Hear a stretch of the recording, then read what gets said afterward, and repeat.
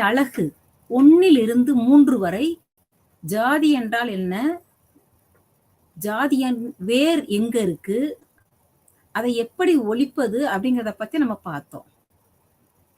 இன்னைக்கு பாடத்திட்டத்துல அழகு 4 வரை தீண்டாமையிலிருந்து எப்படி நம்ம சமுதாயத்தை விடுவிப்பது, பாலின சமத்துவம்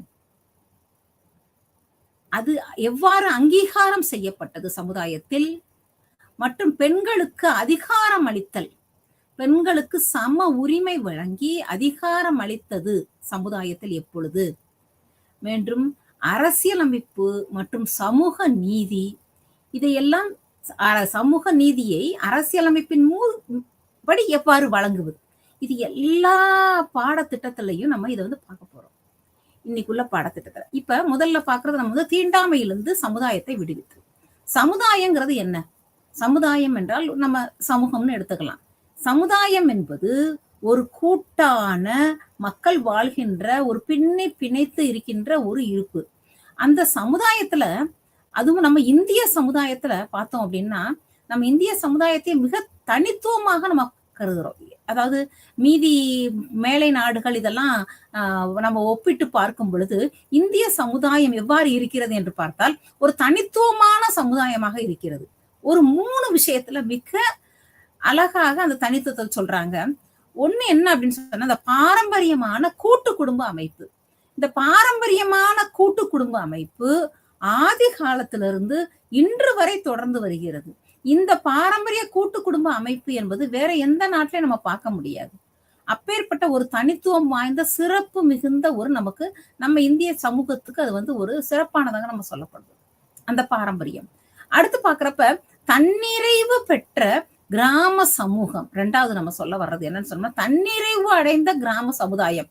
எப்படி தனக்கு தேவையான பொருட்களை தானே உற்பத்தி செய்து கொண்டு அதுக்கு ஒரு விலை நிர்ணயம் செய்து அதன் மூலம் வருகின்ற வருமானத்தை பெற்றுக்கொண்டு ஒரு கிராமம் எனக்கு என்ன வேணுமோ அதை தானே தனக்குள்ள வைத்துக் கொள்வது, தன்னிறைவு அடைவது. அந்த தன்னிறைவு அடைந்த கிராம சமுதாயத்தை உள்ளடக்கிதான் நம்ம இந்திய சமுதாயம். அப்ப அது இந்த 2 விஷயமும் நம்ம பாக்குறப்ப மிக சிறப்பானதாக நம்ம இந்திய சமுதாயத்தை தனித்துவமாக உயர்த்தி காட்டுகிறது. இதுக்கு 3வதா ஒரு விஷயம் பார்க்கிறோம், கடினமான ஜாதி அமைப்பு. நம்ம இந்திய சமுதாயத்தினுடைய தனித்துவமாக கருதப்படுகின்ற 3வது விஷயம் கடினமான ஜாதி அமைப்பு. மிகவும் கடினமான ஜாதி அமைப்பு. இது நம்ம என்ன செய்யுது அப்படின்னு சொன்னா, நம்ம சமுதாயத்தை பின்னோக்கி தள்ளுகிறது. அப்ப இந்த ஜாதி அமைப்பிற்கான கட்டமைப்பு என்ன, இந்த ஜாதி அமைப்பை எவ்வாறு நம்ம வேறறுத்து நம்ம சமுதாயத்தை உயர்த்தி கொண்டு வரலாம் அப்படிங்கறக்க ஆரம்ப காலத்துல இருந்து நிறைய எண்ணற்ற தலைவர்கள், உயர்ந்த மனிதர்கள், தனி மனிதர்கள் நிறைய பேர் போராடி இருக்காங்க. இதுல எப்படி விடுவித்து கொண்டு வருவது அப்படின்னு சொல்லி. ஏன் அப்படி பாக்குறோம் அப்படின்னா, அந்த கடினமான ஜாதி அமைப்புல இருந்தா என்ன வருதுங்கிற தீண்டாமை அப்படிங்கிற ஒரு தீண்டாமைங்கிறது ஒரு மிகப்பெரிய ஒரு பாவமான ஒரு செயல், ஒரு பெரிய குற்றம். அப்ப இந்த தீண்டாமை இருந்து நம்ம சமுதாயத்தை விடுவிக்க வேண்டும். இந்த சமுதாயத்தை எவ்வாறு விடுவிப்பது அப்படிங்கிறப்ப இதற்குரிய ஆரம்பத்தை பாக்குறோம். ஆரம்ப காலத்துல பாக்குறப்ப நம்மளுடைய 4 படிநிலைகளாக, அதாவது 4 வர்ணங்களாக இந்த சமுதாயம் பிரிக்கப்பட்டிருக்கு. 4 வர்ணங்கள் அப்படின்னு சொல்றப்ப பிராமணர்கள், சத்திரியர்கள், வைசியர்கள், சூத்திரர்கள், இது எல்லாமே பிறப்பால் அமைந்தது. ஒரு குழந்தை பிறக்கிறது என்றால் எந்த வர்ணத்தில் பிறக்கிறதோ, பிராமண வர்ணத்தில் பிறந்தால் அவன் பிராமணன், வைசிய வர்ணத்தில் பிறந்தால் அவன் வைசியன், சூத்திர வம்சத்தில் பிறந்தால் அவன் சூத்திரன். அப்ப பிறப்பால் இந்த வர்ணம் நிர்ணயிக்கப்படுகிறது. 4 வர்ணங்கள். இந்த 4 வர்ணங்களையும் அப்ப என்ன சொல்றாங்க, வர்ணாஸ் அப்படின்னு சொல்றாங்க, வர்ண அமைப்புகள் சொல்றாங்க. அப்ப இந்த அமைப்புகளுக்குள்ள ஒவ்வொருத்தரும் அவங்களுடைய கட்டமைப்பை உருவாக்கி அவங்க அதுக்குள்ள இருந்துக்கிறாங்க. அப்ப இந்த வர்ணங்களை தாண்டி வேற என்ன இருக்கா அப்படின்னு பார்த்தா, இந்த வர்ணங்களை தாண்டி அவர்ணாஸ் அப்படிங்கிற ஒரு குழு இருக்கு. இந்த அவர்ணாஸ்ங்கிற வர்ண அமைப்பு என்ன அப்படின்னு பார்த்தோம்னா, இந்த 4 அமைப்புகளுக்கும் உள்ள அடங்காத ஒரு விஷயம். அப்ப அந்த மாதிரி ஒரு சமூக குழு இருக்கிறது.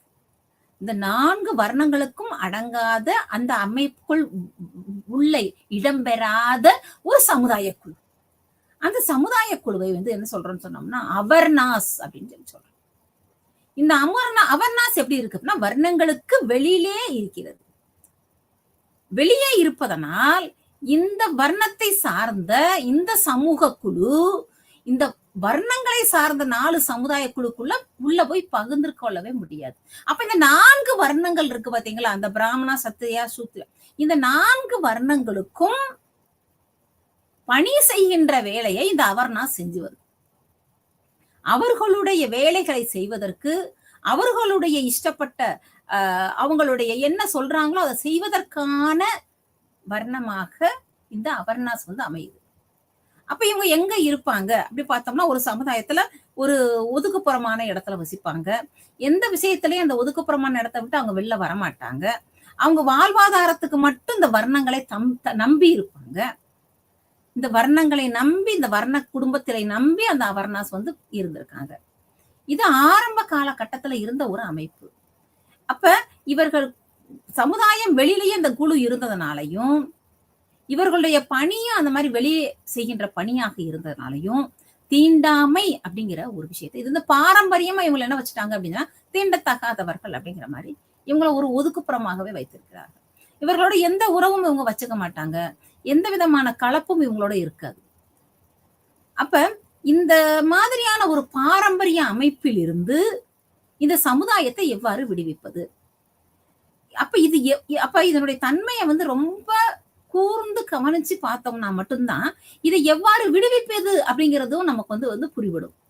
அப்ப இந்த தீண்டாமையில இருந்து விடுவிப்பது அப்படின்னு பாக்குறப்ப முதல்ல தீண்டத்தகாதவர்கள்னா யாரு அப்படின்னு பாக்குறோம். தீண்டத்தகாதவர்கள் இப்ப நம்ம ஏற்கனவே சொன்னோம் அவர்னாஸ் அப்படிங்கிற ஒரு சமூக குழுவை சார்ந்தவர்கள். அப்ப இந்த அவர்னாஸ்ங்கிறது வந்து ஆதி காலத்துல இருந்து நம்ம வந்து சொல்லிட்டு வர்றோம். ஆங்கிலேயர்களுடைய வருகைக்கு பிறகு 1931ஆம் ஆண்டு மக்கள் தொகை கணக்கெடுப்பின்படி இந்த அவர்னாஸ் அப்படிங்கிற அந்த சமூக குழு வந்து எதுல இடம்பெறாங்க அப்படின்னு பார்த்தோம் சொன்னோம்னா தாழ்த்தப்பட்டவர்களாக அவங்க இடம்பெறாங்க. 1931 மக்கள் தொகை கமிஷன் அப்படி எழுதப்பட்டிருக்கு கணக்கெடுப்புல தாழ்த்தப்பட்டவர்கள் என்று இவர்களுடைய கணக்கு அங்க கொடுக்கப்பட்டிருக்கு. அப்ப 1932ஆம் ஆண்டு இது என்ன பண்றாருன்னா டாக்டர் அம்பேத்கர் அவர்கள் என்ன பண்றாங்க அப்படின்னு சொன்னோம்னா இது சரியான வார்த்தை கிடையாது, சரியான அங்கீகாரம் கிடையாது. ஏன் கிடையாது அப்படின்னு பாக்குறப்ப அந்த வார்த்தையினுடைய அர்த்தம் தாழ்த்தப்பட்டவர்கள் என்று சொல்லப்படுகின்ற பொழுது சமுதாயத்திலிருந்து தாழ்த்தப்பட்டவர்கள் அப்படிங்கிற ஒரு பின்னேற்பாடை கொடுக்கின்ற ஒரு மாதிரியான ஒரு அந்த அதுல பொருந்துள்ள அர்த்தம் இருக்கிறதுன்னு சொல்லி டாக்டர் அம்பேத்கர் அவர்கள் அதற்காக வாதாடி ஆங்கிலேயர்கள் காலகட்டத்திலேயே 1932 ரொம்ப பயங்கரமா இதுக்காக போராட்டம் நடத்திருக்காங்க. அப்ப அந்த போராட்டத்தினுடைய முடிவாக பாக்குறப்ப 1935ல சைமன் கமிஷன் வெளியிடுகிறது. சைமன் கமிஷன் வெளியிடுகின்ற ஒரு அந்த அவங்களுடைய அறிக்கை சைமன் கமிஷனுடைய அறிக்கையில் இடம்பெற்ற வார்த்தை பார்த்தீங்கன்னு சொன்னோம்னா அதுவரை இடம்பெற்றது தாழ்த்தப்பட்டவர்கள். இந்த சைமன் கமிஷனுடைய அறிக்கையிலிருந்து வர்றது பாத்தீங்கன்னா பட்டியல் இனத்தவர்கள், பட்டியலிடப்பட்டவர்கள், பட்டியல் இனத்தவர்கள். சோ இந்த மாதிரியான ஒரு அடையாளம் வந்து இவங்களுக்கு கிடைக்குது. அப்போ அந்த தாழ்த்தப்பட்டவர்கள் இதுல இருந்து மாறி இப்ப வந்து பட்டியல் இன்று வரை நம்ம வந்து என்ன பண்ணிட்டு இருக்கோம் அப்படின்னு சொன்னா ஷெட்யூல்டு அப்படின்னு சொல்லப்படுற அந்த பட்டியல் இனத்தவர், பட்டியலிடப்பட்டவர்கள் அப்படிங்கிறதுல வந்து இது வந்து இன்னைக்கு இடம்பெற்றுக்கிட்டே இருக்கு. இது போக 1936ல இந்த பிரிட்டிஷ் இந்திய அரசாங்கம் வந்து ஒரு கரெக்டான அட்டவணையை வெளியிட்டாங்க ஜாதிகளுடைய பட்டியல். இந்த ஜாதிகள் பட்டியல்லையும் பாத்தீங்கன்னா இந்த பட்டியல் இனத்தவர் அப்படிங்கிற மாதிரியான வார்த்தையே அதுல காணப்படுது, பட்டியலிடப்பட்டவர்கள். சோ இன்று வரை இது வந்து நீ வந்து இருந்துகிட்டே இருக்கு. அப்ப இவங்களுடைய ஆணி வேர் எங்க இருந்து அப்படிங்கறத நம்ம பார்க்கணும். இதுக்கு மேல இவங்க எப்படி சொல்லியிருக்காங்க அப்படின்னா தலித்துகள் அப்படிங்கிற வார்த்தை ஒரு 1970 வரை தலித்துகள் அப்படிங்கிற வார்த்தையும் அங்கங்க பிரயோகப்படுத்தப்பட்டிருக்கு. தலித்துகள் அப்படின்னு சொன்னா என்ன அர்த்தம் அப்படின்னு நம்ம பார்த்தோம் சொன்னா ஹிந்தியில ஒதுக்கப்பட்டவர்கள் அப்படின்னு அர்த்தம். ஹிந்தியில இதற்கு சரியான அர்த்தம் பார்த்தோம்னா ஒதுக்கப்பட்டவர்கள். இந்த வார்த்தையை அங்கங்க பிரயோகப்படுத்திருக்காங்க. பட் அரசாங்கத்தினால் இந்த வார்த்தை வந்து உபயோகப்படுத்தப்பட்டுச்சு அப்படின்னு சொல்லி பார்த்தா கிடையாது. அப்ப 1935 இருந்து 1935-36 இருந்து தீண்டத்தகாதவர்கள் என்பவர்களை எந்த மாதிரி குறிப்பிடப்பட்டிருக்கு அரசாங்கத்தில் அப்படின்னு பார்த்தோம்னா பட்டியல் இனத்தவர்கள், பட்டியலிடப்பட்டவர்கள் அப்படிங்கிற மாதிரி குறிக்கப்பட்டிருக்கு. இதற்கு அப்புறம் அடுத்து நம்ம பார்த்தோம்னா இதுக்கு காரணம் என்ன? இத வந்து எந்த அடிப்படையில இத வந்து ஒரு கண்ணோட்டத்துல பார்க்கிறோம் அப்படின்னு சொன்னோம்னா, இந்த சமுதாயத்துல மதம், இனம், பொருளாதாரம் இந்த 3 அடிப்படையில தான் அந்த மேலாதிக்க கண்ணோட்டம் தீண்டாமைய பத்தி பார்க்கப்படும். அப்ப 3 விதமான மதம், இனம், பொருளாதாரம் சொல்லிட்டோம். இந்த மதத்தை பொறுத்தவரை நம்ம பார்த்தோம் அப்படின்னு சொன்னோம்னா, இந்து மதம். இந்து மதம் என்ன பண்ணிருக்கு அப்படின்னு சொன்னோம்னா, ரிக்வேதத்தில் ஒரு ஒரு பாடல் குறிப்பு. ரிக்வேதத்தில் உள்ள ஒரு பாடல் குறிப்பு. அது என்னன்னு பார்த்தீங்கன்னா, புருஷ சூக்தம். இந்த புருஷ சூக்தம் தான் இந்த இந்த பிரிவினைகளை பத்தி சொல்லுது. அதாவது பிறப்பால் எப்படி இவங்க அப்படிங்கிறத பத்தி சொல்றப்ப, கடவுளிலிருந்து வாயிலிருந்து பிறந்தவர்கள் பிராமணர்கள், தோளிலிருந்து பிறந்தவர்கள், அடுத்து தொடையிலிருந்து பிறந்தவர்கள், அடுத்து பாதத்திலிருந்து பிறந்தவர்கள் என்று பிராமணர்கள், சத்திரியர்கள், வைசியர்கள், சூத்திரர்கள் இந்த 4 பேருக்கும் வாயிலிருந்து, தோளிலிருந்து, தொடையிலிருந்து அப்படின்னு சொல்லி இந்த புருஷ சூக்தி அப்படிங்கிற அந்த பாடல் வந்து அந்த பாடல்ல குறிப்பிடப்பட்டிருக்கு. அப்ப இந்த ஜனாதன தர்மம் அப்படின்னு சொல்லிட்டு இந்து மதத்தை காப்பவர்கள் அப்படிங்கிறதுல இந்த இந்து மதத்தை இருக்கிறவங்க எல்லாருமே இதை அப்படியே பின்பற்றுபவராக இருக்கிறப்ப இதுல என்ன கூறப்பட்டிருக்கோ அது அப்படியே பின்பற்றப்பட்டது. அப்ப அந்த ஒரு மேலாதிக்க, அதாவது ஆதிக்க இந்துக்கள், அந்த ஆதிக்க இந்துக்கள் இதை பற்றி ஒரு மேலாதிக்க கண்ணோட்டத்தோடையே அதை வந்து பார்த்திருக்காங்க, அணுகியிருக்காங்க. நம்ம குப்தர்கள் காலத்துல எல்லா காலகட்டத்திலையும் பாத்தீங்கன்னா, ஆக்சுவலா ஒரு சரிவரை நம்ம புரிந்து கொண்டோம் என்றால் புத்த மதம், சமண மதம் அந்த காலகட்டத்துல சமத்துவம் என்பது அதிகமாக இருந்திருக்கு. ஆனா அதற்கு பின்பு வந்த காலகட்டத்தில் எல்லாம் அப்படியே இந்த இந்து மதத்தை பின்பற்றி அதுல உள்ள அதை அப்படி அது சரிவர அதை நாங்கள் பின்பற்றுகிறோம் அப்படின்னு சொல்லி அதுக்கேத்த மாதிரி அவங்க என்ன பண்ணிருக்காங்க, முடிவு கொடுத்திருக்காங்க. அப்ப இந்த புருஷ சூக்தியில இருந்துதான் வந்து நம்ம வந்து ரிக்வேதத்துல இருந்தே வந்து நம்ம வந்து அது வருது, ஜாதிய முறை வருது அப்படிங்கிறத பாக்குறோம். இதுக்கு மேல பார்த்தோம்னா மனுஸ்மிருதி. இந்த மனுஸ்மிருதி பாத்தீங்கன்னா, அதாவது ஒரு வாழ்வியல் கொள்கைகள், வாழ்வியல் நெறிமுறைகள் நம்ம வந்து வாழ்க்கையில வாழ்றதுக்கு பின்பற்றுவோம். இந்த வாழ்வியல் கொள்கைகள், வாழ்வியல் நெறிமுறைகள் அப்படின்னு பாக்குறப்ப இந்த மனுஸ்மிருதி என்ன சொல்லுது அப்படின்னு சொன்னோம்னா, இன்ன இனத்தவர் இவ்வாறுதான் வாழ வேண்டும், இன்ன இனத்தவர் இதையெல்லாம் கடைபிடிக்க வேண்டும் என்று அவர்களுக்கு சட்டத்திட்டங்களாக போட்டு கொடுக்கிறது. வகுக்கப்பட்ட ஒரு உரிமையாக அது வந்து வழங்குது. யார் எவ்வாறு நடந்து கொள்ள வேண்டும், யார் என்ன தொழில் செய்ய வேண்டும் அப்படிங்கிறப்ப இது வந்து சமுதாயத்துல இன்னும் சமத்துவத்தை சீர்குலைக்கிற மாதிரியான ஒரு விஷயமா வந்து இருந்திருக்கு. அப்ப இது எல்லாமே ஒரு ஆதிக்க கண்ணோட்டத்தோட இருந்திருக்கு நம்ம பாக்குறோம். மத இனம், மத ரீதியா இருக்கலாம், அப்படி இல்லைன்னா இன ரீதியாக இருக்கலாம், அல்லது பொருளாதார ரீதியாகவும் இதுல வந்து இருந்திருக்கு. பொருளாதார ரீதியாகவும் பிற்படுத்தப்பட்ட வகுப்பினர் அப்படின்னு சொல்லி இருந்திருக்காங்க. அப்ப இந்த மேலாதிக்க கண்ணோட்டத்துல இருந்து எவ்வாறு இந்த சமுதாயத்தை விடுவிப்பது அப்படின்னு சொல்லி பாக்குறோம். இதுல ஒரு இந்த விடுதலை எப்படி கிடைக்கும் அப்படின்னு பார்த்தோம்னா கிடைச்சிருக்கு. அதாவது அன்றைய காலகட்டத்திற்கும் இன்றைய காலகட்டத்திற்கும் பாக்குறப்ப வெகுவான ஒரு நல்ல ஒரு முன்னேற்றம் சமுதாயத்தில். இந்த சமுதாயத்துல உடனடியாக அந்த முன்னேற்றம் என்பது வரவில்லை.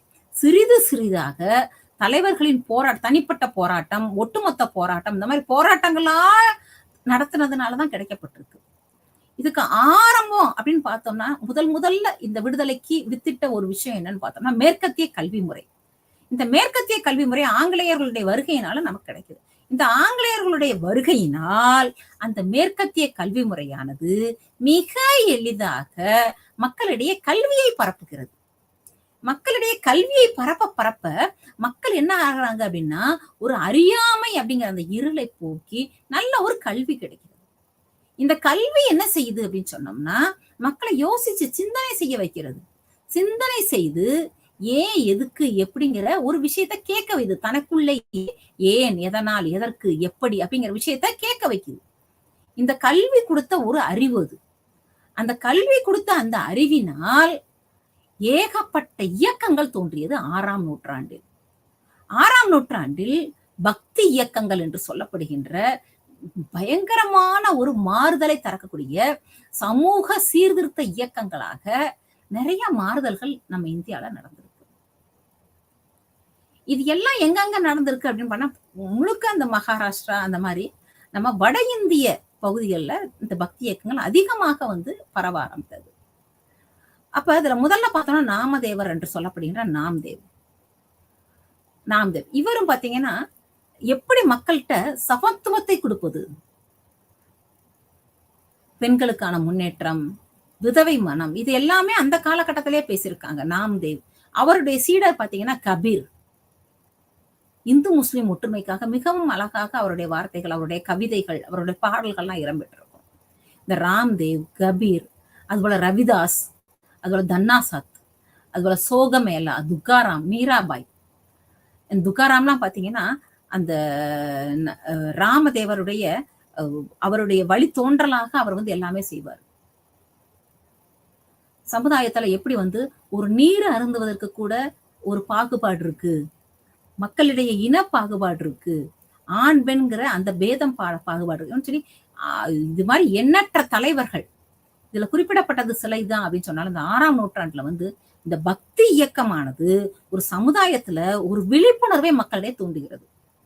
நல்ல ஒரு அறியாமை ஈரலை போக்குவதாக இந்த பக்தி இயக்கம். இந்த பக்தி இயக்கத்துக்கு காரணம் அந்த வேறு என்னன்னு நம்ம பார்த்தோம்னா கல்வி அறிவு.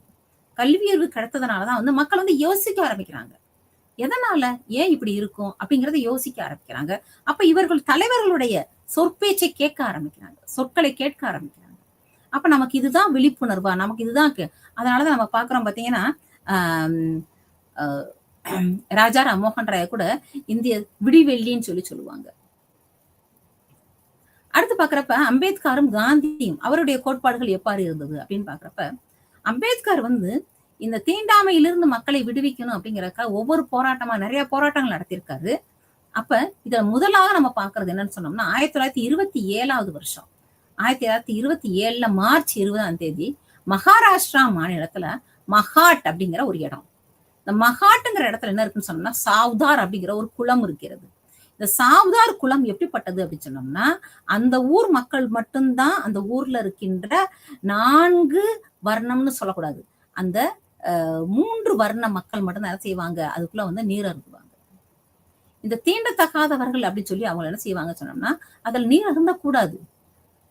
இது மாதிரி பொது கிணறுகளில் பொது இடங்களில் நீர் எடுப்பதற்கு கூட அவர்களுக்கு அனுமதி கிடையாது. நீர்ங்கிறது ஒரு இயற்கை எண்ணெய் நமக்கு அள்ளி வழங்குகின்ற ஒரு விஷயம். அந்த இயற்கை எண்ணெய் கொடுக்கின்ற ஒரு வித கூட பகிர்தலுக்கு அவர்களுக்கு உரிமை கிடையாது. அப்ப அந்த பகிர்தல் வந்து இல்ல அப்படின்னு சொல்றப்ப நம்ம அம்பேத்கர் என்ன பண்றாரு அப்படின்னு சொன்னோம்னா அந்த மகாட்ல போய் ஆயிரக்கணக்கான மக்கள்களை ஒன்று திரட்டி போய் சாவ்தார் குளம் அந்த குளத்துல போய் என்ன பண்றாரு, தான் முதல்ல நீர் எடுத்து பருகிறார். தான் நீரை எடுத்து பருகுனதுக்கு அப்புறம் அவர் தொடர்ந்து அந்த மக்கள் எல்லாருமே நீரை பருகுறாங்க. இது தீண்டாமைக்கு எதிரான முதல் போராட்டமாக நம்ம பார்க்கிறோம் இந்த போராட்டத்தை. அப்ப இதனுடைய விளைவு என்னவா இருந்துச்சு அப்படின்னு பார்த்தோம்னா இந்த ஆதிக்க இந்துக்கள் இதுல யார் யாரெல்லாம் கலந்துட்டாங்களோ பங்கெடுத்துக்கிட்டாங்களோ அந்த குழந்தைகளாக இருக்கட்டும், வயதானவர்களாக இருக்கட்டும், எண்ணற்ற துயரங்கள் அந்த ஆதிக்க இந்துக்களால அவங்க பாதிக்கப்பட்டிருக்காங்க. இது நடந்து முடிந்த பின்பு இது நடக்கிறப்ப இவர் வந்து அம்பேத்கர் என்ன சொல்றாரு அப்படின்னு பார்த்தோம்னா இந்த குளத்தில் வந்து நாம் ஏன் நீர் அருந்த வேண்டும். அவர் சொல்ற பாயிண்ட பாருங்க. ஒன்று, நமக்கு தாகமாக இருந்தால் இந்த குளத்துல வந்து தண்ணி அடிக்கலாம். இல்ல அப்படின்னா நமக்கு ரொம்ப இந்த குளத்துடைய தண்ணி ரொம்ப ஒரு விருப்பப்பட்டதாக நல்ல ஒரு இனிப்பு சுவையோட இருக்குது குளத்தினுடைய தண்ணீர் அப்படிங்கறக்கா நம்ம இங்க குடிக்க வந்திருக்கோமா, இல்ல நமக்கு எங்கேயுமே தண்ணி கிடைக்கலையா, எதுக்காக நம்ம இங்க இருந்து தண்ணி குடிக்க வந்திருக்கோம்?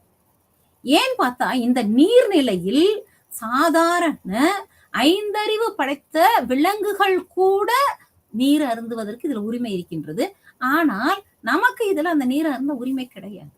அப்ப இந்த நீர் அருந்துவதற்கு உரிமையை பெறுவதற்காக நம்ம என்ன பண்ணிருக்கோம், இந்த போராட்டம் நடத்திருக்கோம் அப்படிங்கிறத மக்கள்கிட்ட அழகா தெளிவாக பேசி புரிய வைக்கிறார் மக்களுக்கு.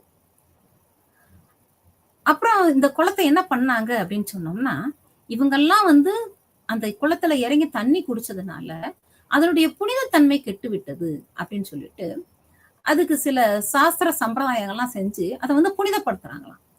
அப்ப இந்த ஆதிக்க இந்துக்கள் வந்து புனிதப்படுத்தினாங்க அப்படின்னு சொல்லி அதைக்கும் அம்பேத்கர் என்ன சொல்றாரு பாருங்க. அது வந்து எதனால் புனிதப்படுத்தப்படுகிறது? ஒரு மாட்டினுடைய ஒரு அதனுடைய சிறுநீர், அந்த கோமியம் என்று சொல்லப்படுகின்ற ஒரு புனித பொருள், அந்த பொருளை கொண்டு அவங்க வந்து புனிதப்படுத்தியிருக்காங்க.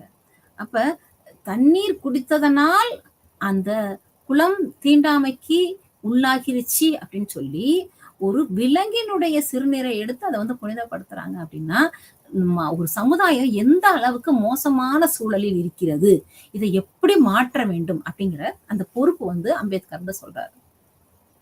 அம்பேத்கருடைய பார்வை எப்படிப்பட்ட பார்வையாக இருந்தது அப்படின்னு சொன்னோம்னா, எல்லோரும் சுயராஜ்யத்தை நோக்கி போராடிக்கிட்டு இருக்காங்க. விடுதலை போராட்ட வீரர்கள் அனைவரும் மகாத்மா காந்தியுடைய தலைமையில சுயராஜ்யத்தை நோக்கி போராடி கொண்டிருக்கின்ற பொழுது அம்பேத்கர் ஜாதிகளற்ற அமைப்பை நோக்கி போராடிக்கிட்டு இருக்கார்.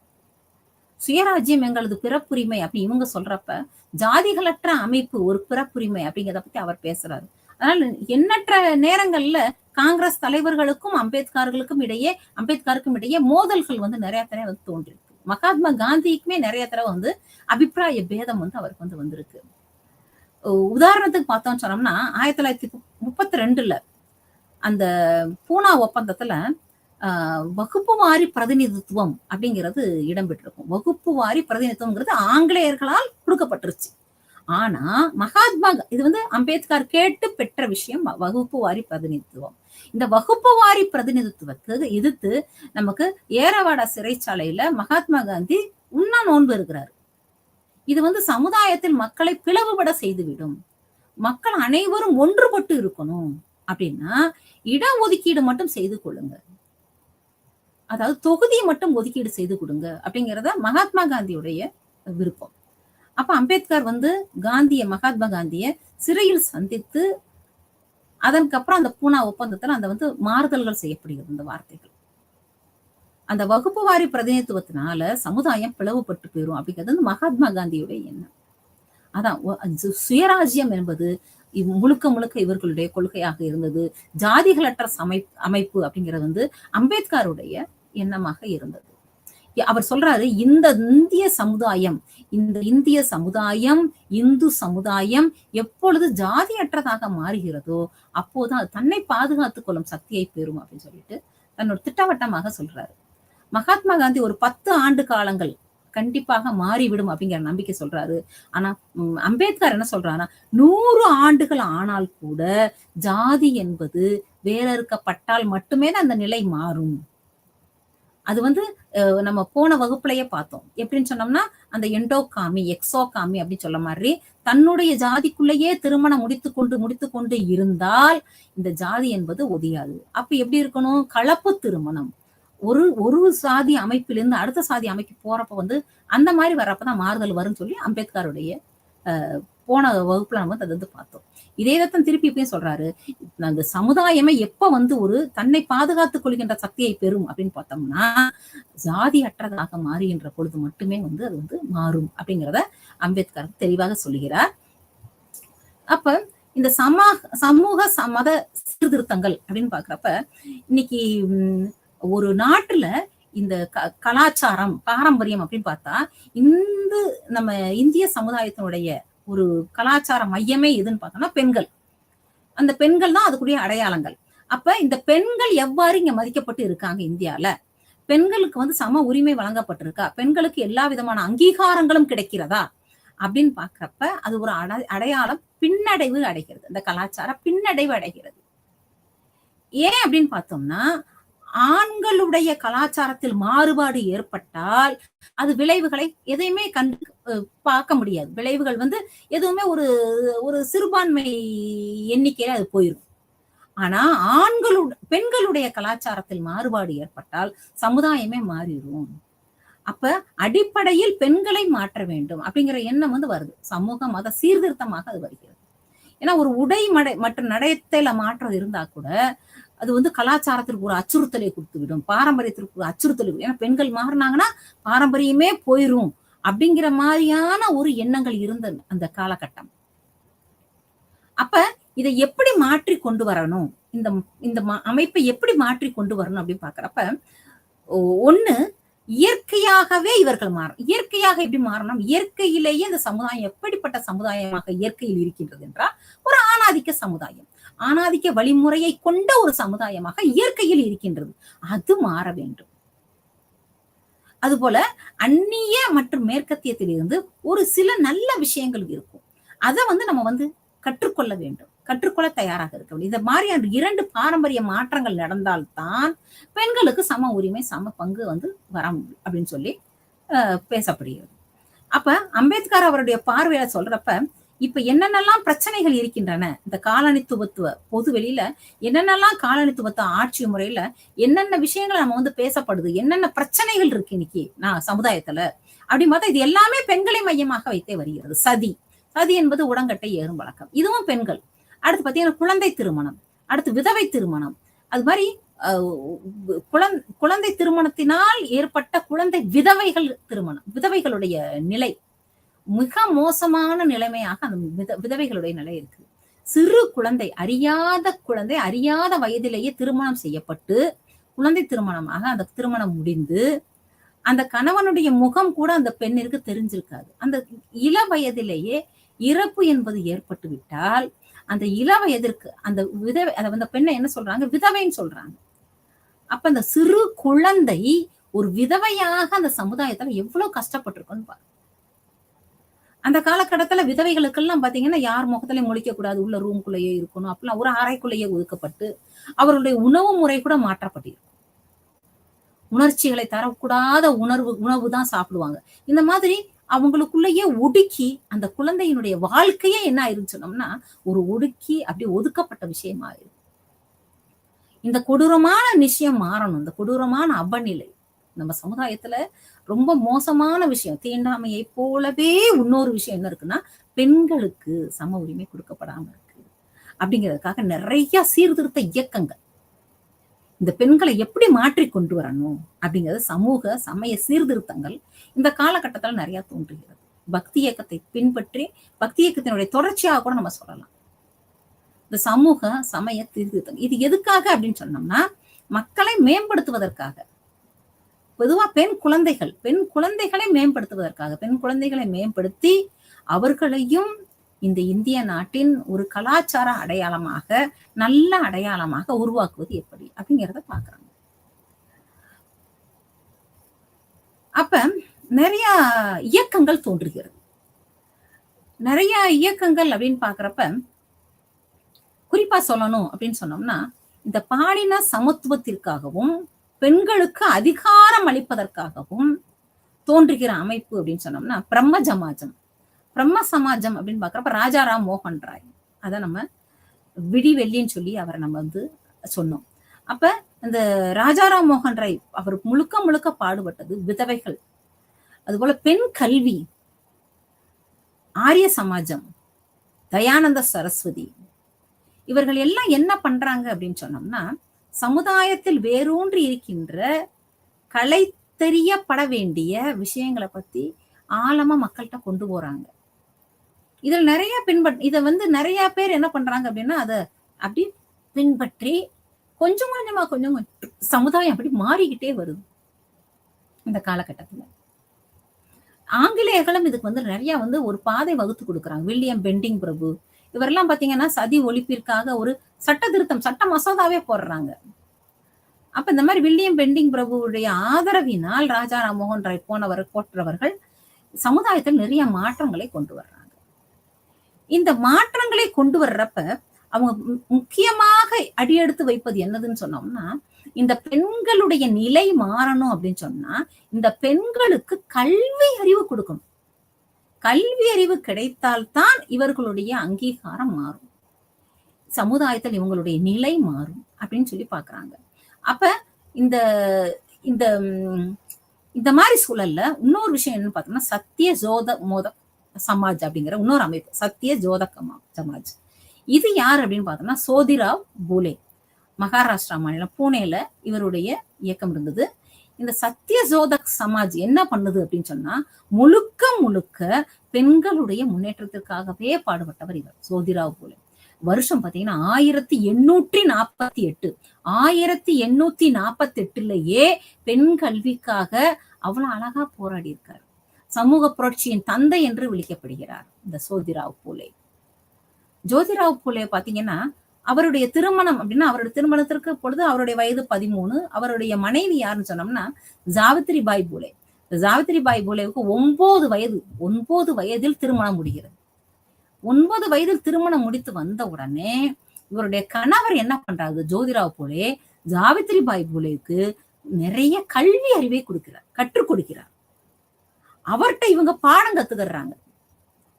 அவங்ககிட்ட இவங்க பாடங்க. ஏன்னா பெண்களை எளிதாக நம்ம அறுக்க முடியாது. ஒரு பெண்ணால் இன்னொரு பெண்ணை எளிதாக அணுக முடியும். அப்ப இந்த பெண்கள் கல்விக்கு எல்லாரும் போராடுறாங்க. பெண் கல்வி பெண் கல்வின்னு சொல்றாங்க.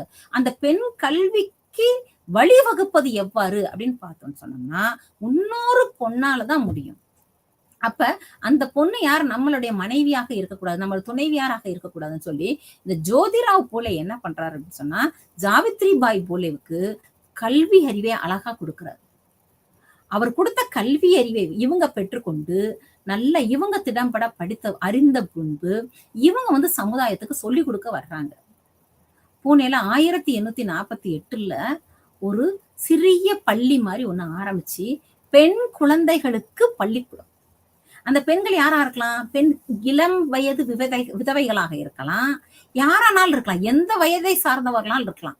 ஆனா கல்வி கற்றுக்கொள்ள வேண்டிய ஆர்வம் உடைய அந்த பெண் குழந்தைகளை ஒண்ணு திரட்டுறாங்க.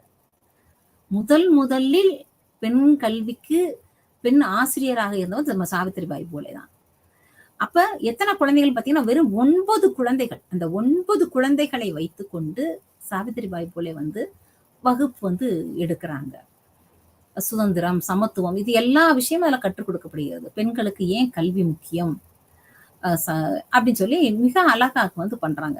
இப்ப இந்த விஷயத்த நம்ம சமுதாயம் எப்படி எடுத்துக்கொள்ளுது, இந்த பெண் கல்வி அப்படிங்கிற விஷயத்த அந்த நிறைய சமாஜங்கள் அது முன்னெடுத்து நடத்துது.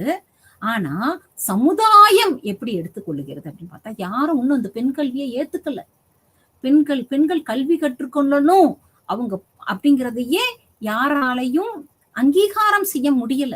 அந்த காலகட்டம் 1848. அப்ப எப்படி இருந்திருக்குன்னு பாத்துக்கோங்க சமுதாயம். அப்ப இந்த சாவித்திரிபாய் பூலே என்ன செய்வாங்களாம், தங்களுடைய வீட்டுல இருந்து அந்த பள்ளிக்கு சென்று கல்வி அறிவை கற்றுக் கொடுப்பாங்க. அந்த பள்ளிக்கு போற வழியில சாணி உருண்டைகள், சாணிய கரைச்சு ஊத்துறது, அவங்க சேலை மேல அவ்வளோ சேரு, இதோட போவாங்களாம். நடந்து போறப்ப அவங்க மேல எல்லா விஷயங்களும் நடக்குமா. அப்ப இதோட போயிட்டு ரொம்ப ஜோதிராவ் பூலேட்ட இப்படிலாம் அங்கீகாரம் எனக்கு கிடைக்கிறது அப்படின்னு புலம்புறப்ப சொல்லுவாராம், ஒரு மாற்று ஆடை எடுத்துக்கொண்டு நீ செல்லு. மாற்று ஆடையை கொண்டு சென்று பள்ளிக்கு சென்ற பின்பு இந்த சாணி இருக்கிற ஆடையை களைந்து விட்டு அடுத்த ஆடையை உடுத்து நீ வகுப்பிடு. இதற்காக நம்ம தடை செய்யக்கூடாது. இந்த அளவுக்கு அந்த காலகட்டத்துல பெண்களுக்கு கல்வி கொடுக்கணும். ஏன் பெண்களுக்கு கல்வி கொடுக்கணும் அப்படின்னா பாலின சமத்துவம் அப்பதான் ஏற்படும். பாலின சமத்துவம் ஏற்பட்டால்தான் தீண்டாமைக்கும் விடுதலை கிடைக்கும்.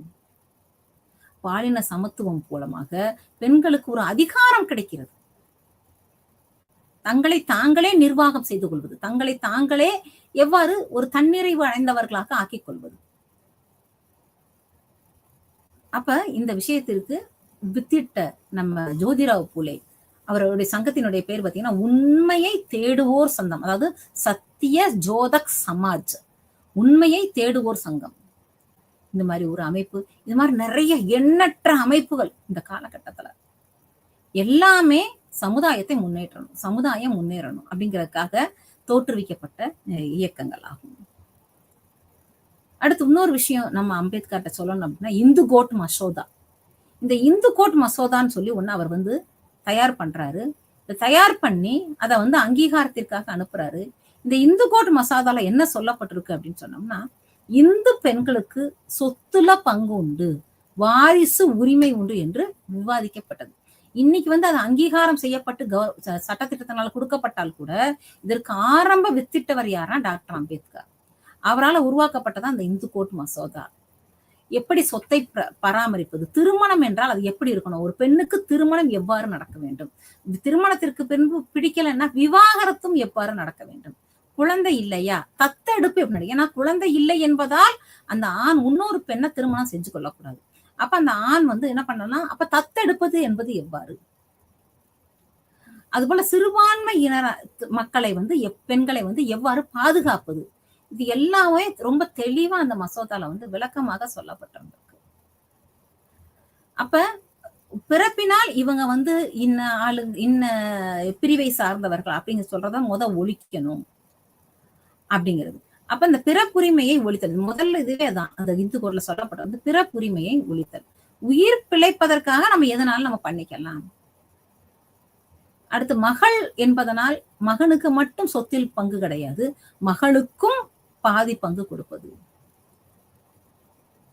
அதுல திருமண விஷயத்திலையும் அந்த ஜாதி என்பதை ஒழித்து தங்களுக்கு பிடித்த ஆண்களே மகனை தேர்வு, அதுபோல தங்களுக்கு பிடித்த பெண்மகள் வேற இனத்தில் இருந்தால் கூட அதை ஏற்றுக்கொள்வது எவ்வாறு, இது எல்லாமே அந்த திருமண விஷயத்துல சொல்லப்பட்டிருக்கு.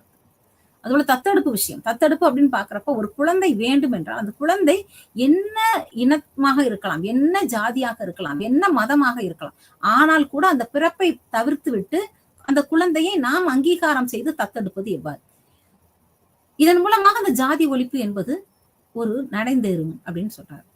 அதுபோல ஒரு தார மனம்தான் இருக்க வேண்டும், பலதார மன கொள்கை கண்டிப்பாக இருக்கக்கூடாது அப்படின்னு சொல்றாங்க. இது வந்து அம்பேத்கர் வந்து இந்த இந்து கோட் மசோதாவை வந்து எதுக்காக ரெடி பண்றாரு, இந்த மாதிரி சொத்துரிமை வாரிசுரிமை இது எல்லாமே எதுக்கு அப்படின்னு சொன்னோம்னா, ஆண்கள் பெண்கள் எல்லாமே எப்படி இருக்கணும் அப்படின்னா சமநிலையில் இருக்க வேண்டும், சம அங்கீகாரம் கொடுக்க வேண்டும். பெண் என்பதனால் ஒரு சமுதாயத்துல அடுத்த இடத்திலோயோ, ஆண் என்பதனால் மேல் இடத்திலோயோ அந்த மாதிரி இல்லாம எல்லாருக்கும் சமமா கொடுக்கப்படணும். அது குடும்பத்துல இருந்து வரட்டும் அப்படின்னு பாக்கணும். அது குடும்பத்துல இருந்து வரட்டும் அப்படிங்கறதுனாலதான் குடும்பத்துல சொத்துரிமையில இருந்து ஆரம்பிக்கிறார். ஒரு தந்தை தன்னுடைய மகனுக்கும் மகளுக்கும் தன்னுடைய சொத்தை சரிசமமாக பிரித்து கொடுத்தல், ஆண் என்ன பெண் என்ன அப்படிங்கிற பேதமே இல்லாம இருவருக்கும் சரிசமமாக பிரித்து கொடுப்பது. அதுபோல அந்த பெண்ணுக்கு திருமணத்தில் அங்கீகாரம் கொடுப்பதும் ஒரு சரிதான புரிதலோடு அங்கீகாரம் கொடுப்பது மற்றும் விவாகரத்து தத்தெடுப்பு இது எந்த விஷயமாக இருந்தாலும் சரி எல்லாமே வந்து அந்த பெண்களுக்கு ஒரு வாழ்வாதாரத்தை பெருக்குவதாக இது வந்து கொடுக்கப்பட்டிருக்கு.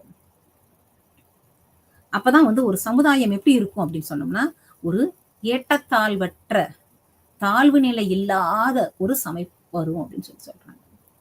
அடுத்து அம்பேத்கருடைய பார்வையில் அரசியலமைப்பு, அவர் சமூக நீதி எந்த மாதிரி எல்லாம் கொடுக்கப்படணும், சமூக நீதி வந்து அரசியலமைப்பின் வாயிலாக கொடுக்கப்படணும் வழங்கப்படணும் அப்படின்னு சொல்றப்ப அந்த சமூக நீதி எதெல்லாம் மையப்படுத்தி இருக்கணும், எதெல்லாம் மையப்படுத்தி இருக்கணும்னு பாக்குறப்ப முதல்ல கல்வியை மையப்படுத்தி இருக்கணும். அடுத்து என்ன, கல்விக்கு அப்புறம் வேலை வாய்ப்பு, அந்த வேலை வாய்ப்புக்கு அப்புறம் என்ன வரணும், ஒரு பொருளாதார மேம்பாடு வரணும். இந்த 3 விஷயத்த அடிப்படையா வச்சுக்கிறாரு, கல்வி, வேலை வாய்ப்பு, பொருளாதார மேம்பாடு. அப்ப நீங்க சமுதாயத்துல கல்வி என்பது எல்லா விதமான மக்களுக்கும் சாழ்த்தப்பட்ட வகுப்பினருக்கும் அங்கீகரிக்கப்பட வேண்டும். உயர் ஜாதி மக்கள் மட்டும் படிக்கணும் அப்படிங்கிற பணப்பான்மை இருக்கக்கூடாது. எல்லாரும் கல்வி கற்கணும். மக்களுக்கு அவர் அவ்வளவு அழகா ஒரு சுத்தத்தை பத்தி கூட சொல்றாரு, மக்கள் எவ்வளவு சுத்தமாக இருக்கணும், எந்த மாதிரி தங்களை தூய்மைப்படுத்திக் கொள்ள வேண்டும், எவ்வாறு ஆடைகள் ஒரு எளிமையான ஆடையாக இருந்தால் கூட அதை எவ்வாறு சுத்தமாக உடுத்திக் கொள்வது, இது எல்லாமே எளிமையா சொல்லிக் கொடுத்து அதே நேரகட்டத்துல அரசாங்கத்தின் மூலமாக அரசியலமைப்பின் மூலமாக தாழ்த்தப்பட்ட வகுப்பினருக்கு எல்லாரும் கல்வி கற்க வேண்டும் அப்படிங்கிறதுக்காக கல்விக்கான மொத்த மானியத்தையும் என்ன செய்யணுமா இந்த ஒதுக்க வேண்டும் என்று கூறுகிறார். கல்விக்கான மொத்த மானியத்தையுமே தாழ்த்தப்பட்ட வகுப்பினருடைய நலனுக்காக மட்டுமே ஒதுக்க வேண்டும் அப்படிங்கிற கோரிக்கையை முதல் கோரிக்கையா அவர் வந்து வச்சிருக்காரு. அதாவது அரசியல் நிர்ணய சபையினுடைய தலைவராக இருந்திருக்கிறார், முதல் சுதந்திர இந்தியாவினுடைய சட்ட அமைச்சராக இருந்திருக்கிறார். அதனால அவர் வந்து சட்டத்திட்டத்துல வந்து ரொம்ப கைது இருந்தவர். அப்படிங்கிறப்ப ஒவ்வொரு விதமாக அதை வந்து எப்படி அரசியலமைப்பின் மூலமாக அந்த சமூக நீதியை வந்து மக்களுக்கு கொடுக்கிறது அப்படிங்கிறதுல மிக தெளிவாக இருக்கிறார். 2வது பாருங்க, தடையற்ற ஆட்சேர்ப்புக்கான தாழ்த்தப்பட்ட வகுப்பினரின் உரிமை. தடையற்ற ஆட்சேர்ப்பு அப்படின்னு சொன்னோம்னா இத்தனை விழுக்காடு தான் இவர்கள், இத்தனை விழுக்காடு இவர்கள் அப்படிங்கிறது இல்லாம தாழ்த்தப்பட்டவர்களுக்கு எல்லா இட ஒதுக்கீடும் கொடுக்கணும் அப்படின்னு சொல்ற. எல்லா வேலைகளிலும் மெயினா அதுல வந்து பாத்தீங்கன்னா முக்கியமாக ராணுவம், கடற்படை, காவல்துறை, இதுல வந்து எந்த ஒரு வரம்பும் இருக்கக்கூடாது. அவங்களுக்கு உச்ச வரம்பே இருக்கக்கூடாது. இத்தனை வயது இருந்தவர்களாக இருக்க வேண்டும்னு இருக்கக்கூடாது. அதே போல இந்த பகுதியை சார்ந்தவர் அப்படிங்கிற அந்த மாதிரியான இது இருக்கக்கூடாது. அதே போல இந்த வகுப்பினராக இவர்கள் இருக்க வேண்டும்ங்கிற இது இருக்கக்கூடாது. எந்த விதமான உச்சவரமும் இல்லாமல் அங்கீகாரம் செய்யப்பட்ட தடையற்ற ஆட்சேர்ப்பு நடவடிக்கை நடக்கணும். எல்லா இடத்துலையும் ராணுவமாக இருக்கலாம், அது கடற்படையாக இருக்கலாம், அல்லது காவல்துறையாக இருக்கலாம். எல்லாத்துலயும் அந்த வரம்பில்லாத ஒரு உரிமை வந்து அவங்களுக்கு வரணும்னு சொல்றாரு.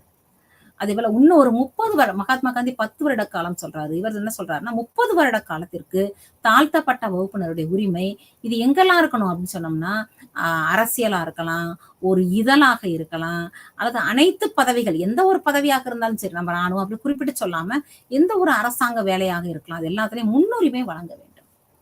அதுபோல எல்லா சிவில் சேவைகளும் அங்கீகாரம் செய்யப்பட வேண்டும் இவர்களுடைய வேலை. இது எல்லாமே அதுபோல கல்வின்னு சொல்றப்ப அடுத்து பாக்குறப்ப உதவித்தொகை, மாணவர்களுடைய விடுதி, இது எல்லாமே எந்த மாதிரி இருக்கணும், அந்த மாணவர்கள் படிப்பதற்கு ஒரு எளிமையாக ஒரு ஒரு உதவித்தொகையோடு கூடிய ஒரு கல்வி, அவங்களுக்கு இலவசமாக தங்குவதற்கான நடவடிக்கை, இது எல்லாமே இந்த மாணவர்களுக்கு வழங்கணும் அப்படிங்கிறத பரிந்துரை செய்கிறாங்க. இதே போல பிற்படுத்தப்பட்ட வகுப்பினருக்கும் சேர்த்து சொல்றாப்புல பொருளாதார மேம்பாடு, அவங்க பொருளாதாரத்துல மேம்படணும் அப்படின்னு சொன்னோம்னா நல்ல ஒரு பணி அவங்களுக்கு கிடைக்கும், நல்ல ஒரு வேலை கிடைக்கும். அந்த வேலையை வைத்து அந்த தனி மனிதனுடைய முன்னேற்றம், அந்த குடும்பத்தை முன்னேற்றம், அந்த குடும்பம் முன்னேறினா அதுக்கு என்ன ஆயிடும், தானாகவே அந்த சமுதாயமும் முன்னேறிடும். அப்ப இந்த ஒரு சமூக நீதியை அரசியலமைப்பின் வாயிலாக இது சொல்லப்பட்ட விஷயங்கள் மக்களுக்கு கிடைக்கணும் அப்படிங்கிறத அம்பேத்கர் சொல்றாரு. அதே போல இன்னும் பாத்தீங்கன்னா தாழ்த்தப்பட்ட வகுப்பினருக்கு அனைத்து கல்வி வசதிகள் வழங்க வேண்டும். தாழ்த்தப்பட்ட வகுப்பினருக்கு மாநிலத்திலும் மத்தியிலும் பிரதிநிதித்துவம் வழங்கப்பட வேண்டும். அப்ப மக்கள் தொகை தேவைகள் மற்றும் முக்கியத்துவம் ஆகியவற்றின் அடிப்படையில் சட்டசபைகள் வந்து இயங்க வேண்டும் அப்படின்னு சொல்றாரு. அதுபோல மாநில பதவியா இருக்கலாம், மத்திய அரசு பதவி இருக்கலாம், இது எல்லாத்திலும் இடஒதுக்கீடு, இவர்களுக்கு தாழ்த்தப்பட்டவர்களுக்கு இவ்வளவு இடஒதுக்கீடு என்று இடஒதுக்கீடு செய்யப்பட வேண்டும் என்று குறிப்பிடுகிறார். மேலும் அனைத்து ஜனநாயக நாடுகள், எத்தனை நாடுகள் எங்க இருக்கோ அந்த எல்லா நாடுகளிலும் தனிப்பட்டு தாழ்த்தப்பட்ட வகுப்பினர் முன்னேறுவதற்காக அவர்களுக்கு பிரதிநிதித்துவம் வழங்கப்படணும் அப்படின்னு சொல்றாரு. அப்ப இவங்களுக்கு தனியான வாக்காளர் தொகுதியையும் வழங்க வேண்டும். தனி வாக்குரிமை சொல்றோம், தனி வாக்காளர் தொகுதி சொல்றாரு. அதே போல தனி குடியிருப்புகள், அவங்களுடைய இருப்பிட வசதி, இது எல்லாமே இந்த பட்டியலிடப்பட்ட மக்களுக்காக அவங்களுடைய முன்னேற்றத்திற்காக ஒரு கல்வி வாய்ப்பு, வேலை வாய்ப்பு, தொழில் வாய்ப்பு எல்லாத்துலயும் அவங்களை வந்து அங்கீகாரம் செய்து அவர்களுக்கு முன்னுரிமை வழங்கணும் அப்படிங்கிறதுல அம்பேத்கர் இதை எவ்வாறு வழங்குவது, இதை வழங்கணும்னா தான் இந்த சமுதாயம் என்பது தீண்டாமையிலிருந்து விடுவிக்க முடியும். அப்ப தீண்டாமையிலிருந்து சமுதாயத்தை ஒட்டுமொத்தமா விடுவிக்கணும் அப்படின்னு சொன்னோம்னா அது எதன் மூலமாக கொடுக்கலாம், ஒரு சட்டத்தின் மூலமாக தான் கொடுக்க முடியும். அவர் சட்ட அமைச்சராக இருந்ததனால் சட்டத்தின் மூலமாக மட்டுமே இது வழங்க முடியும். அந்த சட்ட அமைப்பு எவ்வாறு இருக்கலாம் அப்படின்னு பார்த்தோம்னா ஒரு அரசியல் அமைப்பாக இருக்கலாம். அப்ப அந்த அரசியலமைப்பின் வாயிலாக மட்டுமே ஒரு சமுதாயத்தை மாற்ற முடியும், சமூக நீதியை வழங்க முடியுங்கிறத திட்டவட்டமா.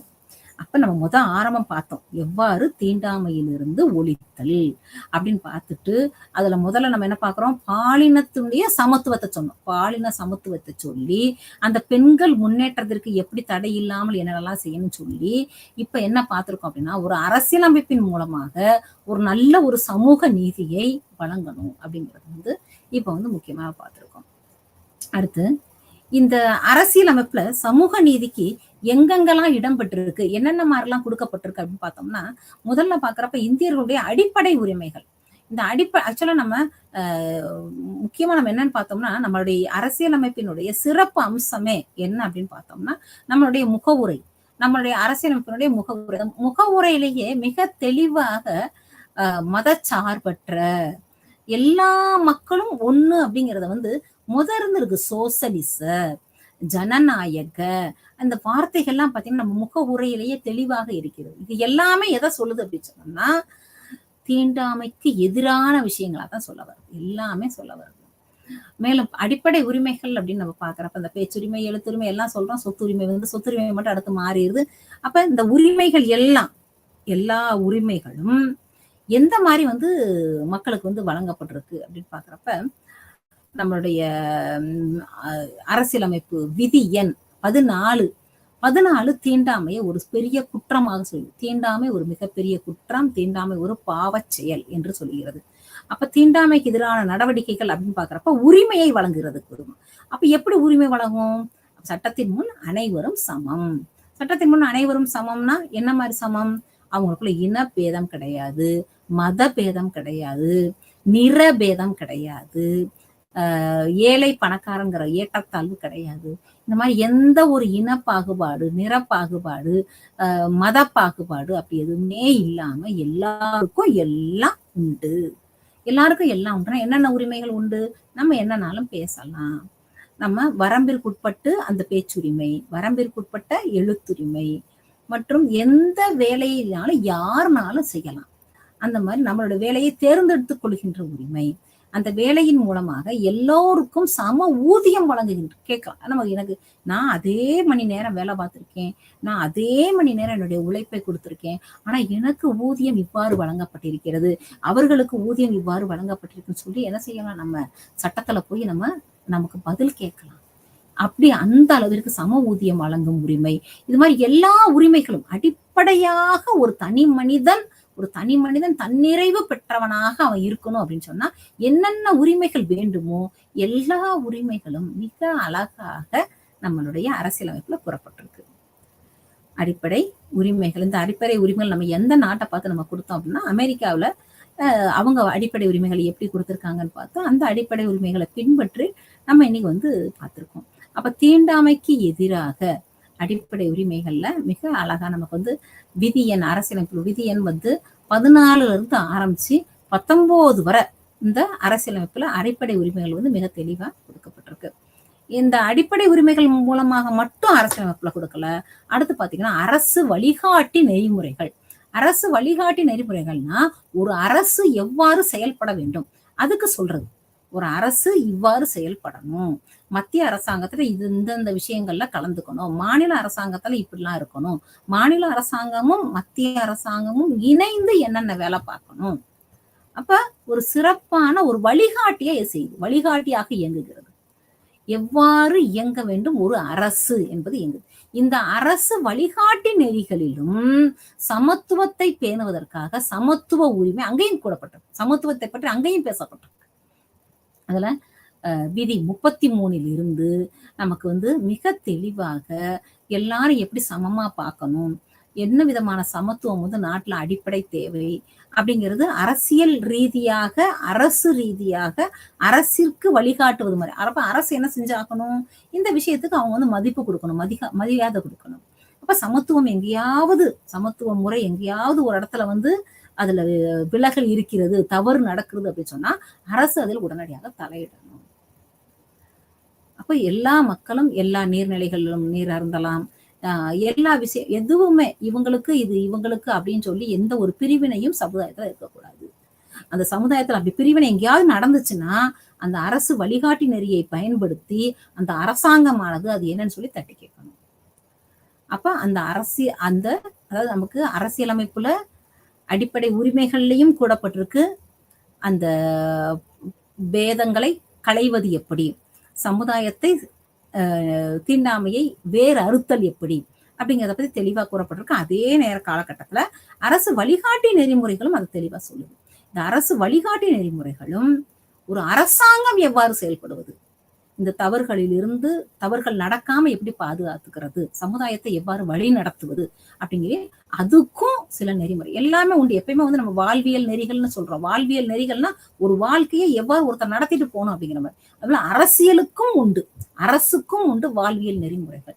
எதெல்லாம் பின்பற்றணும், எதெல்லாம் பின்பற்றக்கூடாது அப்படிங்கிற மாதிரி. அப்ப அதுலயும் சமத்துவம் வந்து சொல்லப்பட்டிருக்கு. இது போக சிறப்பு ஏற்பாடுகள் அப்படின்னு சொல்லப்படுறது இந்த நம்ம அரசியலமைப்புல 16வது பகுதியில குறிப்பிட்டு சொல்லப்பட்டிருக்கு. அந்த 16வது பகுதி வந்து 16வது பகுதியில இந்த பட்டியலிடப்பட்ட மக்கள் அவங்களுக்கு என்னென்ன மாதிரியான சலுகைகள் வழங்கப்பட்டிருக்குங்கிறது ஒரு பிற்சேற்பாடா, சிறப்பு ஏற்பாடா அதில் நம்ம சேர்க்கப்பட்டிருக்கு. இதுல வந்து அந்த யார் எந்தெந்த வகுப்பினரெல்லாம் அந்த பட்டியல் இனத்தவருக்குள்ள வர்றாங்கன்னு சொல்லி பட்டியலிட்டு, அந்த பட்டியலிடப்பட்டவர்கள் தொழில் ரீதியாகவோ கல்வி ரீதியாகவோ எந்த பாகுபாடும் அவங்களுக்கு காமிக்க கூடாது. எந்த இடத்துலையும் ஒரு பேருந்தில் பயணம் செய்யும் பொழுதோ, ஒரு தேநீர் அருந்துகின்ற கடைக்கின்று போகின்ற பொழுதோ எதுவுமே இருக்கக்கூடாதுங்கிறத ரொம்ப தெளிவா அந்த அரசியலமைப்புடைய பகுதி குறிப்பிட்டிருக்கு. மேலும் அவங்களுக்கு என்னென்ன மாதிரியான சலுகைகள் வழங்கப்படணும் அப்படிங்கிறது அதுல குறிப்பிடப்பட்டிருக்கு.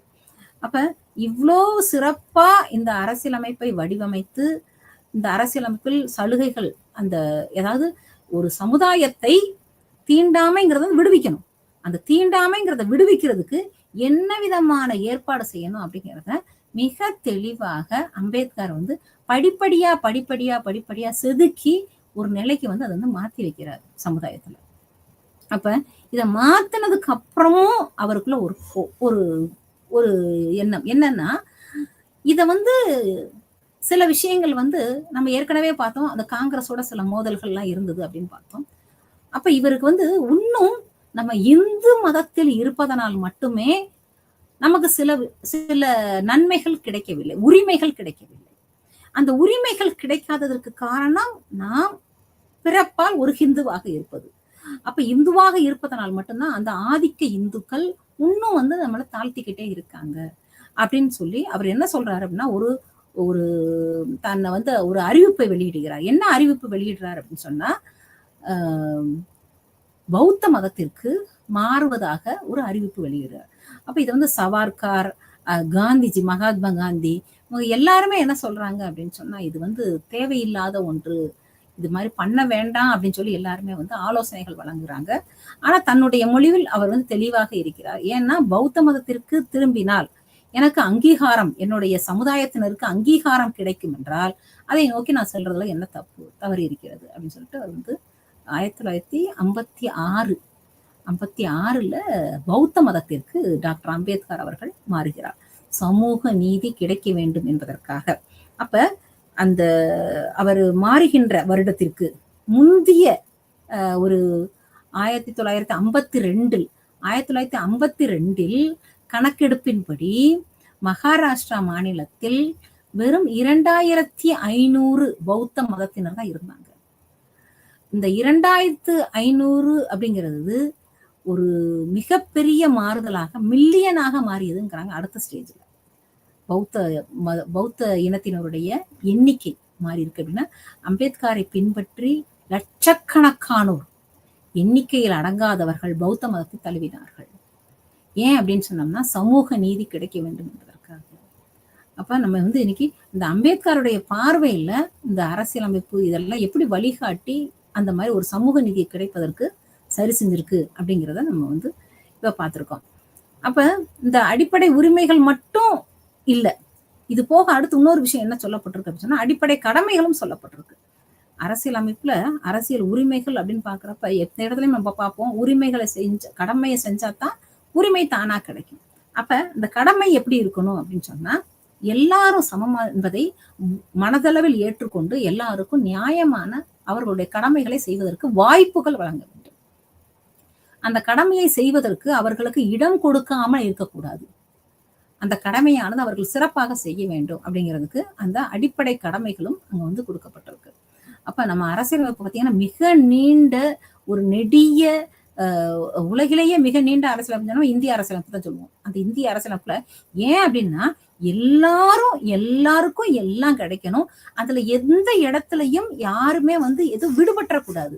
யாரினுடைய உரிமைகளோ யாருக்கு கிடைக்கக்கூடிய அங்கீகாரமோ எந்த இடத்துல விடுபற்றக்கூடாது அப்படிங்கிறதுல ரொம்ப தெளிவாக இருந்ததுனால நம்மளுடைய அரசியலமைப்பு நீண்ட ஒரு சிறந்த ஒரு அரசியலமைப்பா இன்னைக்கு நமக்கு திறந்துட்டு இருக்கு. அப்ப இன்னைக்கு நம்ம பார்த்தோம் அப்படின்னு சொன்னோம்னா, இந்த முதல்ல நம்ம தீண்டாமையிலிருந்து சமுதாயத்தை விடுவிப்பது எப்படி அப்படிங்கிறத நம்ம பார்த்தோம். சமுதாயத்தை விடுவிப்பது அப்படின்னு பாக்குறப்ப ஒரு சமுதாயத்தினுடைய அமைப்பு எப்படி, இந்த சமுதாயத்தினுடைய அமைப்பு எப்படி சிறந்த தனமாக இருக்கிறது, அந்த சிறந்த சமுதாய அமைப்பை சீர்குலைக்கின்ற மாதிரியான ஒரே ஒரு அமைப்பு என்னவா இருக்குன்னா இந்த கடினமான ஜாதி அமைப்பு. சோ அப்ப இந்த இந்தியாவை மாத்தணும் அப்படின்னா ஜாதி அமைப்பை மாத்தணும். ஜாதி அமைப்பை மாத்தினா தானா என்ன கிடைச்சிடும் அப்படின்னு சொன்னோம்னா ஒரு தீண்டாமையிலிருந்து விடுவிக்கப்பட்டு விடும். அதே நேரம் அந்த தீண்டாமையை பத்தி நம்ம வந்து இன்னைக்கு இந்த பார்த்தோம் எப்படி எல்லாம் அந்த தீண்டாமை வளர்ந்து வந்தது அப்படின்னு பார்த்தோம். ஒரு படிநிலைகளாக வளர்ந்தது அப்படின்னு பார்த்தோம். 4 வர்ணங்களை பத்தி பார்த்தோம். 4 வர்ணம், அந்த 4 வர்ணங்களை தாண்டி இன்னொரு குழு, சமூக குழு இருக்கு, அவர்னாஸ் அப்படிங்கிற அந்த அடுத்த குழுவை பத்தி பார்த்தோம். அந்த அவர்னாஸ்ல இருந்துதான் அந்த தீண்டாமைங்கிறதே, தீண்டத்தகாதவர்கள் அப்படிங்கிற இடமே வருது அப்படின்னு பார்த்தோம். 1931 மக்கள் தொகை கணக்கெடுப்புல என்ன மாதிரி அந்த தாழ்த்தப்பட்டவர்கள் அப்படிங்கிற ஒரு இடம் பெற்றிருந்தது. அடுத்து அம்பேத்கருடைய போராட்டத்திற்கு பின்பு சைமன் கமிஷன்ல 1935ஆம் ஆண்டு சைமன் கமிஷன்ல என்ன மாதிரி மாறியது அப்படின்னு சொன்னா பட்டியலிடப்பட்டவர்கள் அப்படிங்கிறது இன்று வரை அந்த பட்டியலிடப்பட்டவர்கள் அப்படிங்கிறதான் வந்து நமக்கு வந்து பார்த்துக்கிட்டு வர்றோம். இதே போல பிரிட்டிஷ் கவர்மெண்ட் என்ன, பிரிட்டிஷ் அரசாங்கம் நமக்கு என்ன வெளியிட்டதோ அந்த பட்டியலை தான் இன்னைக்கு வரை நம்ம பார்த்துக்கிட்டு இருக்கோம். ஸோ அதுல இடம்பெற்றிருக்கிற வார்த்தை வந்து பட்டியலிடப்பட்டவர்கள் அப்படிங்கிற மாதிரி இருக்கு. ஸோ இதுக்கு வந்து ஆரம்பம் என்னன்னு பார்த்தோம்னா நம்ம ரிக்வேதம், அந்த ரிக்வேதம் அதுபோல மனுஸ்மிருதி, இது எல்லாமே என்ன பண்ணுது அப்படின்னு சொன்னோம்னா அந்த தீண்டாமையை வந்து மக்கள் மனசுல விதைச்சதே இதுதான் அப்படின்னு நம்ம சொல்லலாம். அந்த ரிக்வேதத்துல நம்ம புருஷ சூக்தம் அப்படிங்கிற ஒரு பாடல், அந்த பாடல் வந்து ஜாதி முறையை பத்தி ரொம்ப மிக தெளிவா மக்கள்கிட்ட விதைச்சிருச்சு. இதுபோல மனுஸ்மிருதி. அதனாலதான் நம்ம அம்பேத்கர் என்ன பண்ணுவாரு அப்படின்னு சொன்னோம்னா இந்த மனுஸ்மிருதியை எரிப்பதற்காக ஒரு மிகப்பெரிய மாநாடு கூட போட்டு அதுல வந்து எரிக்கிறதுக்காக கூட தன்னுடைய தீவிரத்தை காமிப்பாரு, தன்னுடைய எதிர்ப்பை காமிப்பது அந்த இடத்துல. இதே போல சமூக சீர்திருத்த இயக்கங்கள் நிறைய தோன்றியது. சமூக சீர்திருத்த இயக்கங்கள் தோன்றியதற்கு காரணம் என்னன்னு சொன்னோம்னா இந்த மேற்கத்திய கல்வி. இந்த மேற்கத்திய கல்வி வந்து கிடைச்சதுனால மேற்கத்திய நாகரிகங்கள் தெரிய ஆரம்பிக்குது. மேற்கத்திய நாகரிகங்களை பாக்குறப்ப நம்ம நாகரிகத்தோடைய பின்னடைவு என்ன, அந்த நாகரிகத்தோட பின்னடைவை நம்ம வந்து எப்படி மாற்றுவது, சரி செய்வது, இது அப்ப நிறைய தலைவர்கள், அப்ப பக்தி இயக்கம் தோன்றுது. பக்தி இயக்கத்துக்கு பின்னாடி சீர்திருத்த இயக்கங்கள் தொடருது. இந்த சீர்திருத்த இயக்கங்கள்ல பாக்குறோம் அப்படின்னா ராஜாராம் மோகன் ராய், நம்ம தயானந்த சரஸ்வதி, இவங்க எல்லாருமே நம்ம வந்து பாக்குறோம். ஜோதிராவ் பூலே, அதுபோல அவங்களுடைய மனைவியான சாவித்திரிபாய் பூலே, இன்னும் எண்ணற்ற தலைவர்கள், இதெல்லாம் குறிப்பிட்டப்பட்டவர்கள் விட அதிகமான எண்ணிக்கையில இந்த காலகட்டத்துல சமூக புரட்சியை விரும்பியவர்கள். சமூக புரட்சிங்கிறது எப்படி இருக்கணும் அப்படின்னா ஒரு பெண்ணை அது பெண்களுக்கு சமத்துவம், அதாவது பாலின சமத்துவம்னு அந்த இடத்துல சொல்றாங்க. பாலின சமத்துவம் வழங்கி, ஏன்னா ஒரு ஆணாதிக்க சமுதாயமா ஆரம்ப காலகட்டத்துல இருந்துச்சு. இன்றைக்கு பாக்குறப்ப அந்த மாதிரி கிடையாது. அந்த சமத்துவம் என்பது எல்லா வகையிலையும் பெண்களுக்கு கிடைக்கிற மாதிரி இன்னைக்கு இன்றைய அரசாங்கத்துல பாக்குறப்ப நிறைய நமக்கு மாறுதல் வந்திருக்கு. ஆனா அந்த ஆரம்ப காலகட்டத்துல அதை உடைச்சி எப்படி வெளியில வந்துச்சு அப்படின்னு பாக்குறப்ப இந்த நமக்கு எல்லாமே நம்ம வந்து அரசியலமைப்பின் மூலமாகத்தான் நமக்கு வந்து இந்த சமத்துவமே வந்து வழங்கி இருக்கப்பட்டிருக்கு. இதுக்கு மெயினா முக்கியமான காரணம் என்னன்னு பார்த்தோம்னு சொன்னோம்னா நம்ம அந்த கல்வி முறையும் சொல்லணும். கல்வி முறை, கல்வி கிடைச்சதுனாலதான் அந்த கல்வியை அடுத்தவங்களுக்கு கொடுக்கணும். அந்த கல்வினாலதான் ஏன் அப்படிங்கிற ஒரு அவங்களுடைய கேள்விகள் வருகிறது. ஒரு மறுமலர்ச்சிக்கான அடையாளமாக நம்ம கல்வியை பார்க்கிறோம். இந்த கல்வியின் மூலமாக சமுதாயத்துல எப்படி மாற்றங்கள் கொண்டு வருவது, மாற்றங்கள் கொண்டு வந்து அப்ப மாற்றங்களை பாக்குறப்ப ஒரு வீக்கானவங்க யாரு அப்படின்னு சமுதாயத்துல பாக்குறப்ப பெண்களை பாக்குறாங்க. இந்த பெண்களை முன்னேற்றணும் அப்படின்னு பாக்குறப்ப பெண்களுக்கு சொத்துரிமை, வாரிசுரிமை, இதெல்லாம் இந்து கோட் மசோதால அம்பேத்கருடைய மசோதா, அவர் தயார் பண்ண மசோதா இது. இன்றைக்கு நம்மளுடைய இந்து சட்ட உரிமையை வந்து நமக்கு வந்து சொத்துரிமையில பெண்களுக்கு பங்கு இதெல்லாமே கொடுத்துருக்காங்க.